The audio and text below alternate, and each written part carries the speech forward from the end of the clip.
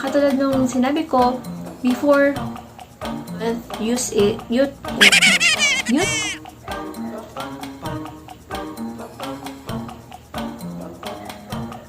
A few moments later.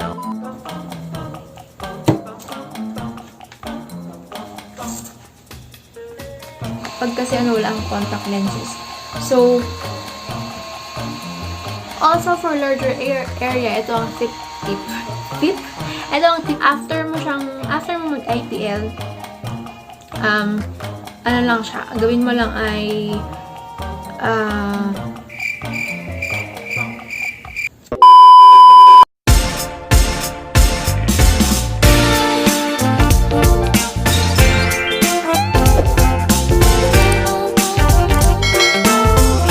welcome again, lovies, sa isa na namang video about IPL. So, this is a continuation of yung last video ko about dun sa less cotton device. So, paano ba ito gamitin? First and foremost, before you use this device, itong less cotton T009, you have to do a test patch. So, ang gagawin nyo lang, i-open nyo lang siya and then ilagay nyo lang siya sa level 1, level 2 or 3 para lang ma-check nyo.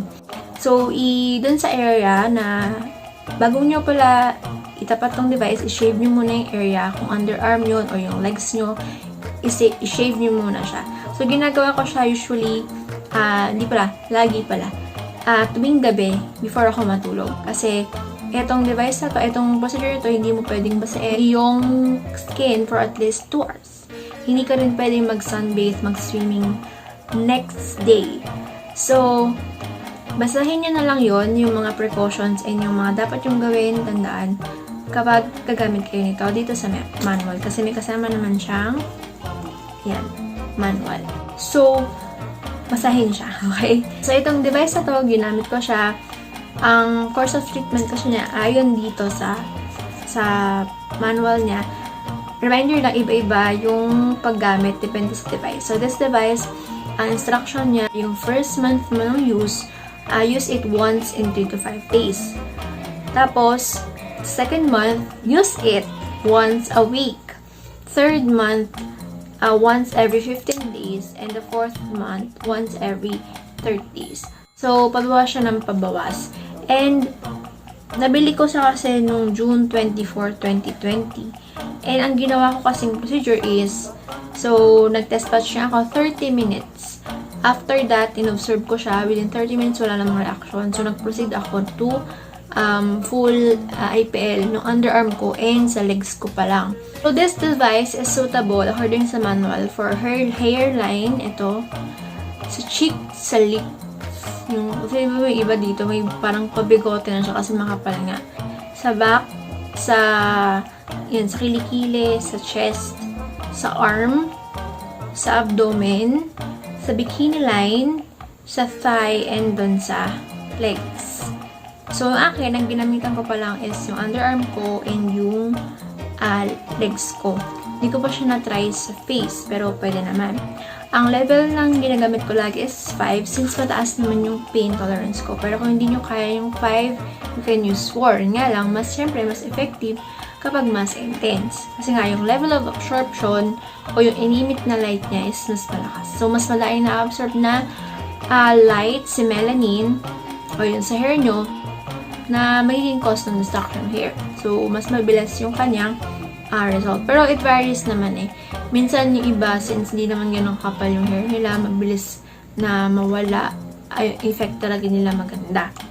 So, nung ginamit ko to, ano ba yung mga na-experience ko? Eventually, syempre, pag tinapat mo tong device na to sa skin mo, meron siyang konting parang pitik, ganun siya.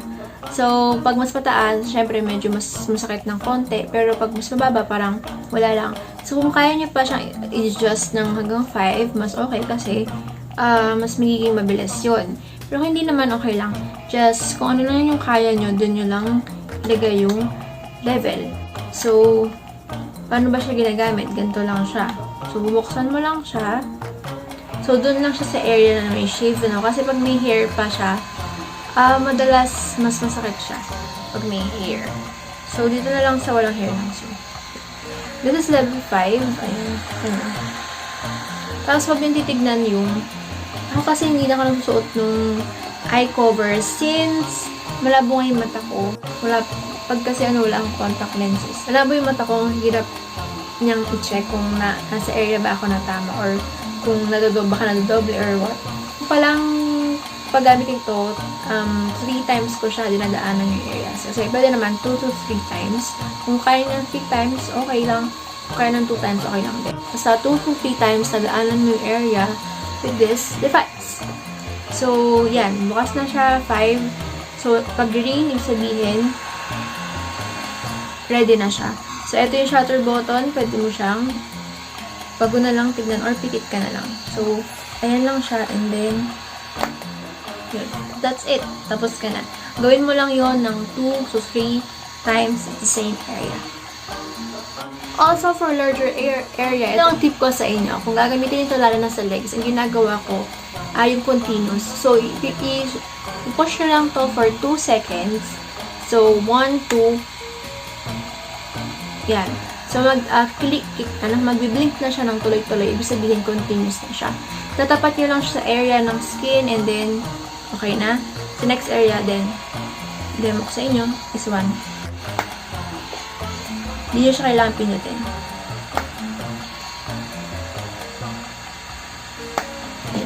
That's it. Ang sabi dito, huwag mo siyang gagamitin more than 25 minutes. Kasi mainit na siya actually. Pwede mo siyang gamitin siguro kasi mainit na talaga siya, mapapaso ka na. Pag masyado nang matagal. So, pwede mo siyang gamitin at mga 15 minutes ganun or kung 10 minutes lang. Tapos, pahingahin mo siya for 10 minutes din. Basta yung cool na siya, tsaka mo ulit siya gamitin. After mo mag-IPL, ako is, lagyan mo lang yung area ng moisturizer. So, 20 minutes after ng procedure, lagyan mo ng moisturizer yung areas na na-IPL mo. Ako, ang ginagamit ko is this one. Yan. Yung Jeju Aloe Vera from the face shop. Ayan siya. Ayan, the face shop. Ito kasi dati ginagamit ko to sa mukha as moisturizer, yung last ko. So, hindi ko na siya ginamit kasi nagpalit niya ako ng skincare, which yung skincerity. Kung hindi nyo pa napapanood yung video na yun, panoorin nyo. Kasi marami kayong malalaman tutunan tungkol sa skincare na kailangan nyo. Lalo na if you have problems with acne, hyperpigmentation, and pimple marks. Yun. So, ito yung ginagamit ko. And itong si i-IPL kasi eventually kapag nawala na yung hairs mo sa underarm, meron din siyang effect ng whitening kasi nga nawawala yung pigment. And sa ngayon, wala akong ibang skincare for underarm. But if you have any na ginagamit na talaga effective, you can share it and you can comment down below para ma-share nyo din sa akin. Eventually, gawin ko din and hindi natin ko effective sa akin and inform ko kayo if that will be effective.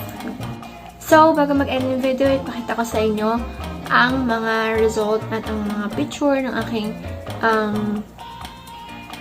KILI-KILI. After using it for, I have used it for 12 sessions already. So, nasa second month na ako. So, once a week ko na lang siya. Ay, tama. Oo, once a week ko na lang siya ginagamit. So, yung result pala niya, for the first, syempre, after nung unang gamit ko nun, nagkaroon ako, meron pala akong buhok kasi yung buhok ko, makapal yung mga buhok ko. So, tumutubo pa rin siya, pero mabagal. Tapos, may times na hindi ko kailangan mag-shave kasi wala namang isi-shave. Kasi nga, mabagal na yung pagtubo niya. Kasi ngayong siguro mga after 3 weeks, 2 weeks, yun. Malalayo, may mga areas na nawala ng tubo talaga. And ngayon, tantananan, pumata ko sa inyo yung kilikili ko. So, yan. Ayan, katanggap-tanggap naman siya. Pero, medyo malayo kasi. Dito sa area na to, meron pa siyang tubo. Ayan. Pero the rest, wala na. Ayan, ito, ayan, dito sa area na to, ayan, meron tubo. Ito din, may tubo. The rest, wala na. Sa legs ko, hindi ko siya picturean, pero halos wala na siya. So, nakakalabas na ako ng... dati naman talaga nakalabas ako ng bahay, nakapang shorts ako, nakakapag dress ako ng... Hindi ko naman iniintindihan. Pero, at some point, parang minsan naisip ko na hindi maganda. So, yun. Pero ngayon, hindi ko na inaalala yun. Kasi nga, okay siya para sa akin. So, I guess this one is effective. So, wag yun nang bilhin yung mas murang mga IPL device. If you want to do an DIY permanent hair removal, ito na yung bilhin nyo, yung Less Colton T009. Kung hindi nyo pa napapanood yung una kong video about this, punta lang kayo dun sa channel ko and click nyo lang yun. Yun yung naunang video dito. Yeah, that's it. So, i-update ko kayo sa mga susunod kong third the week if this one will still be, kung ano ba yung mangyari dun sa mga natirang hair, kung eventually mawala ba siya, at pang ilang week, pang ilang session ba siya, mawawala. And lastly, let's all pray that this pandemic will end, COVID-19 ay masugpo na, madestroy na. By God's grace, I know that everything will be fine, will be alright, will be better sa mga susunod na araw. Tandaan, all things work together for good. And yung all things na yun, including itong kagaya itong pandemic, yung mga trials, struggles natin, all things work together for good, for the glory of God and for the good of His people. Once again, I am AU and this is You Vlogs.